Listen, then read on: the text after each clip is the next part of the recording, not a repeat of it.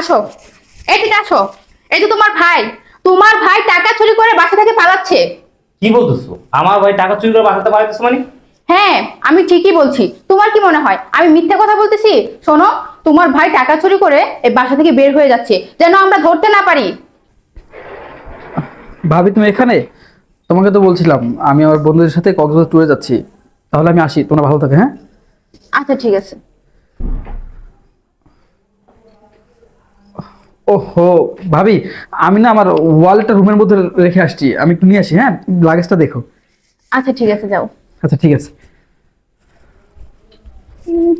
বন্ধুদের সাথে ট্যুরে যাচ্ছি, এদিকে আমার ঘাড়ের উপর বসে থেকে আমার মেজাজ খারাপ করে ফেলছে। এর একটা ব্যবস্থা করতে হবে। এতদিন অনেক সহ্য করছি, আর না। একে কিভাবে বাসা থেকে বের করতে হয় সেটা আমার খুব ভালো করে জানা হয়ে গেছে।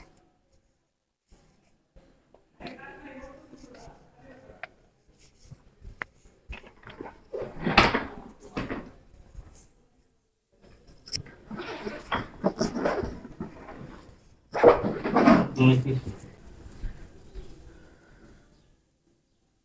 কি ব্যাপার? ভাবি আমার লাকেশের মধ্যে কি পড়ছে?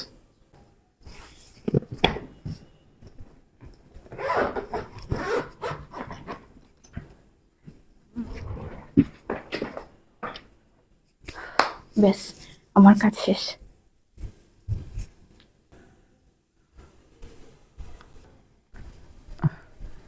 আচ্ছা ভাবি, তাহলে আমি আসি, হ্যাঁ?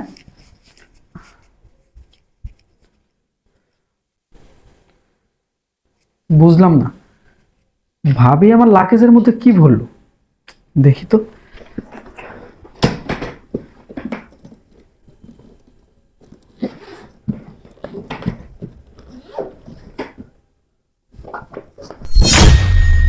টাকা? ভাবি আমার লাকেজের মধ্যে টাকা বললো কেন?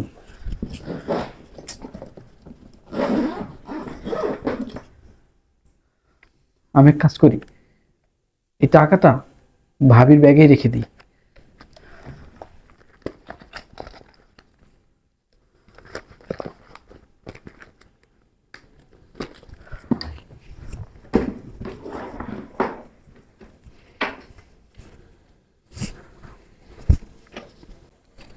আসো, এদিকে আসো। এই যে তোমার ভাই টাকা চুরি করে বাসা থেকে পালাচ্ছে। কি বলতেছো? আমার ভাই টাকা চুরি করে বাঁচাতে পারতেছে মানে? হ্যাঁ, আমি ঠিকই বলছি। তোমার কি মনে হয় আমি মিথ্যা কথা বলতেছি?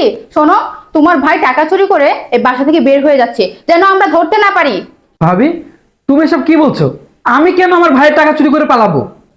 চুরি করবি না কেন? হ্যাঁ, তুই তো বেকার, কোনো কাজ কাম করিস না, ভাইয়ের ঘাড়ের উপর বসে বসে খাস, আর এখন যাচ্ছিস বন্ধুদের সাথে ট্যুরে। এই ট্যুরে যাওয়ার জন্য টাকা কোথায় পাবি তুই? এই জন্যই তো তোর ভাইয়ের টাকা চুরি করে এখন এই বাসা থেকে পালাচ্ছিস, আর বলছিস বন্ধুদের সাথে ট্যুরে যাচ্ছিস, তাই না? মিথ্যেবাদী কোথাকার। কি রে জিসান, তোর ভাবি এসব কি বলতেছে? তুই টাকা চুরি করে টুরে যেতেছস, তার মানে কি তোর ভাবি মিথ্যা কথা বলতেছে? তুই সত্যি কথা বলতেছস? শোন, তুই যদি সত্যি যদি টাকা চুরি করে থাকস, তুই যদি আমার ভাই হোস, তোর বিচার আমি করবো। ভাইয়া তুমি এসব কি বলতেছো? আমি কেন তোমার টাকা চুরি করতে যাব? ভাইয়া তুমি এসব কি বলতেছো? আমি কেন তোমার টাকা চুরি করতে যাব? ভাইয়া আমি তোমার ছোট ভাই, আর তাছাড়া আমার যখন টাকা লাগে আমি তো তোমার কাছ থেকে টাকা চেয়েই নেই। তুমি আমাকে অবিশ্বাস করতেছো? আর তাছাড়া এই টাকা তো তোমারই, আর এই বাড়িও তো তোমার। শোন, এই টাকা পয়সা বাড়ি গাড়ি যেহেতু আমার স্ত্রীর আমার টাকা পয়সা বাড়ি গাড়ি নিয়ে কথা বলার অধিকার আছে। আমার স্ত্রী কখনো মিথ্যে কথা বলে না। আমার স্ত্রী সবসময় আমার ভালোই চায়। কি বললা ভাইয়া? তার মানে তুমি ভাবির কথা শুনে আমাকে অবিশ্বাস করতেছো?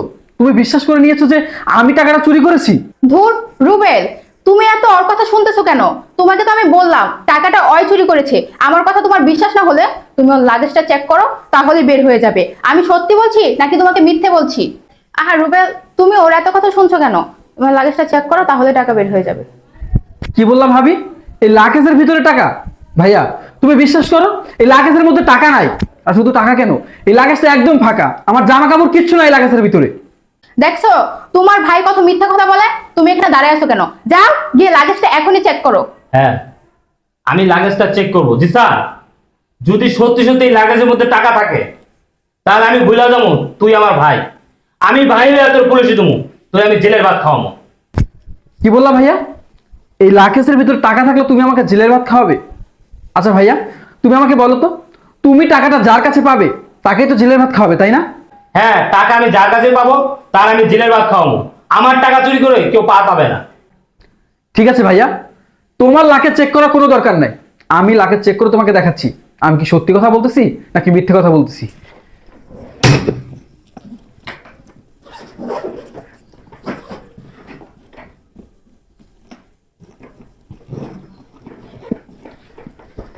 দেখেছো, লাকেজ একদম ফাঁকা। লাকেজের ভিতরে কোনো টাকা পয়সা কিচ্ছু নাই, আমার জামা কাপড়ও নাই। হ্যাঁ সত্যিই তো, ওর লাগেজ তো একদম ফাঁকা, কোনো জামা কাপড় টাকা পয়সা কিচ্ছুই তো নাই। আরে সর তো, টাকাটা তো লাগেজেই ছিল, কোথায় গেল? এই টাকাটা কোথায়? কি ব্যাপার, তুমি তো বললো ওর লাগেজের মধ্যে টাকা ছিল, কই? এখন তো লাগেজ পুরো ফাঁকা, কোনো জামা কাপড় টাকা পয়সা কিছুই তো নাই। আরে তুমি বিশ্বাস করো, ও লাগেজেই টাকাটা ছিল, ওই টাকাটা চুরি করছে। এখন মনে হয় টাকাটা অন্য কোথাও সরাই ফেলছে। লাগেজেই টাকা ছিল মানে? ভাইয়া, তুমি আমার ভাই হয়ে আমাকে অবিশ্বাস করে আমার লাকেজ চেক করেছো। এখন আমি বলে কি, আমার লাকেজ যেহেতু চেক করেছো, টাকা তো পাওনি, তুমি এক কাজ করো, ভাবির ব্যাগটা চেক করো। মানে এই আমার ব্যাগ কেন চেক করবে? তুই কি বলতে চাচ্ছিস? আমার ব্যাগে টাকা আছে, দেখো। একদম তুমি তোমার ভাইয়ের কথা শুনবা না, ও নিজে চুরি করেছে, এখন আমার উপরে মিথ্যা অপবাদ দিচ্ছে। আচ্ছা বুঝলাম, তুমি তো বললা যে ওর লাগেজের মধ্যে টাকা ছিল, এখন তো ওর লাগেজ পুরো ফাঁকা, কোনো টাকা পয়সা নাই। যেহেতু ও বলতেছে আমি ভাই হয়ে যেহেতু ওর লাগেজ চেক করতে পারছি, এখন তোমার ব্যাগটা দাও, তোমার ব্যাগটা চেক করি দেখি। হ্যাঁ, তুমি তাই করো ভাবি। আমি তো একবারও বলিনি তোমার ব্যাগের ভিতরে টাকা আছে। ভাইয়া তো বলেছে যার কাছে টাকা পাবে ভাইয়া তাকেই শাস্তি দিবে। কই, আমার লাগেজে তো কোনো টাকা পেলো না, এখন তো তোমার ব্যাগ আছে, ওটা চেক করুক, চেক করে দেখতে তো কোনো সমস্যা নেই। হ্যাঁ তুই ঠিক বলছিস, দেখি সরো তো। আরে শোনো, আমি তো বলছি আমার ব্যাগে কোনো টাকা পয়সা নেই, টাকাটা ও লাগেজেই ছিল। লাগেজই ছিল? আচ্ছা ঠিক আছে, ব্যাগ চেক করলে সমস্যা কোথায়? যেহেতু আমার ভাই ব্যাগটা চেক করতে পারছি, তোমার ব্যাগটা চেক করে দেখি।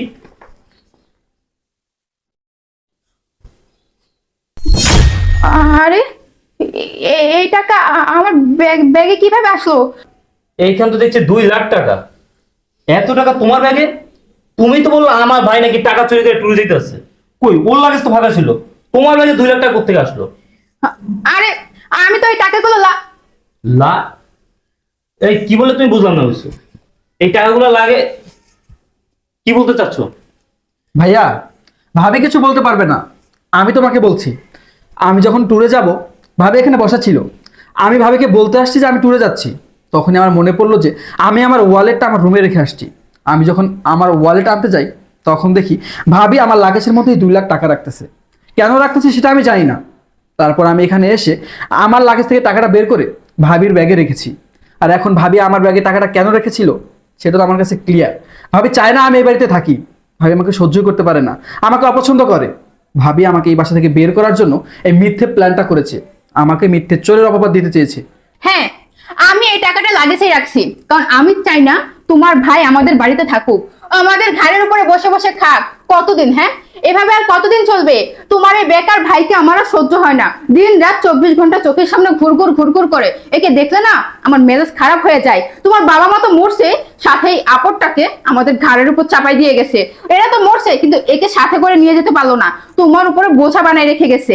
এই আমাদের কি কোনো ভবিষ্যৎ নেই? তুমি একবার আমাদের ভবিষ্যতের কথা কেন ভাবো না? সামনে আমাদের ছেলে মেয়ে হবে, তাদের কি ভবিষ্যৎ হবে? এই সারা জীবন কি তুমি তোমার ভাইকে তোমার ঘরে বসায় বসায় খাওয়াবা? দেখো, তুমি এসব করতে পারো, কিন্তু আমি এত মানবতার ফেরিওয়ালা না যে আমি এসব মেনে নিব। আমি তোমার ভাইকে সহ্য করতে পারি না, আর আমি চাই না তোমার ভাই আর আমার বাসায় থাকুক। তোমার ভাইকে তুমি বাসা থেকে বের করে দাও, ও এই বাসায় থাকলে আমি এই বাসায় থাকবো না। কি বললা তুমি?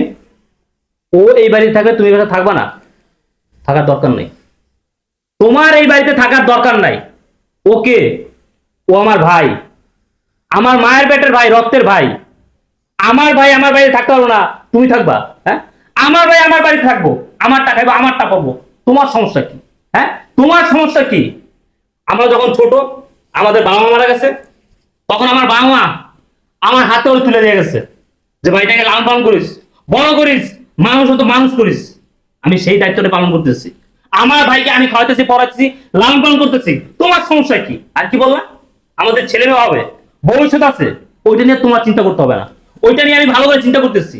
আমার ভবিষ্যৎ আমি ভালো করে করতে পারবো, তোমার দরকার নেই। শোনো, তুমি যদি আমার ভাইকে সহ্য করতে না পারো, আমার ভাইকে যদি দেখতে না পারো, আমার ভাইকে যদি তোমার ভালো না লাগে, তুমি যদি চাও আমার ভাই বাড়িতে না থাকো, তোমার বাড়ি থাকা দরকার নেই, তুমি চলে যাও আমার হাত থেকে।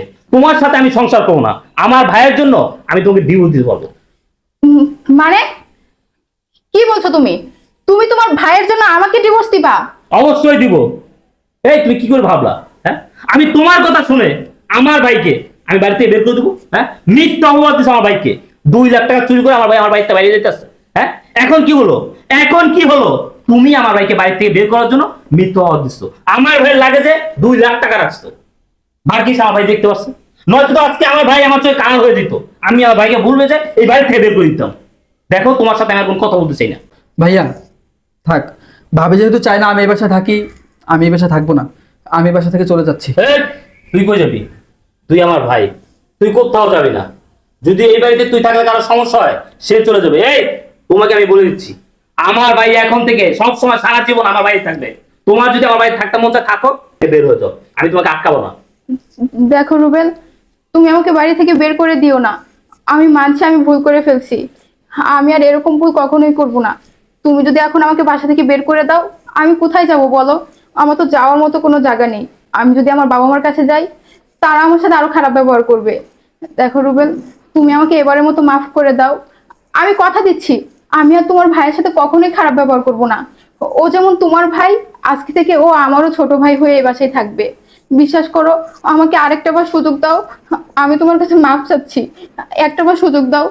ভাইয়া, ভাবি যেহেতু ভাবির ভুল বুঝতে পেরেছে, তুমি ভাবিকে মাফ করে দাও। শোনো, ও আমার ভাই, ও তো তোমার ছোট ভাইয়ের মতো নাকি? আমি তোমার ফ্যামিলির লোকদের সাথে এরকম খারাপ ব্যবহার করি না। তোমার বাবা মা ভাই বোন, ওনাদেরকে তো আমার ফ্যামিলি মনে করি। তোমার বাবাকে আমার বাবা মনে করি, তোমার মাকে আমার মা মনে করি, তোমার ভাই বোনকে আমার নিজের ভাই বোন মনে করি। তুমি কেন আমার ভাইকে নিজের ভাই মনে করতে পারো না? হ্যাঁ, যেহেতু তুমি তোমার ভুলটা বুঝতে পারছো, আমি তোমাকে মাফ করে দিলাম, কিন্তু নেক্সট টাইম এটা করার চেষ্টা করো না। হ্যাঁ, আমি বুঝতে পারছি। জিসান, এ নাও, তুমি এই টাকাটা নিয়ে ঘুরে আসো, আর আমাকে মাফ করে দিও। আমি তোমার সাথে অনেক খারাপ ব্যবহার করে ফেলছি। ঠিক আছে ভাবি, সমস্যা নেই, আমি তোমার কথা কিছু মনে করিনি। ভাইয়া, আমার লেট হয়ে যাচ্ছে, আচ্ছা, তাহলে আমি আসি।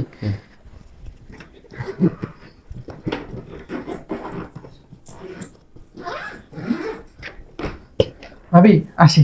আচ্ছা, সাবধানে যেও।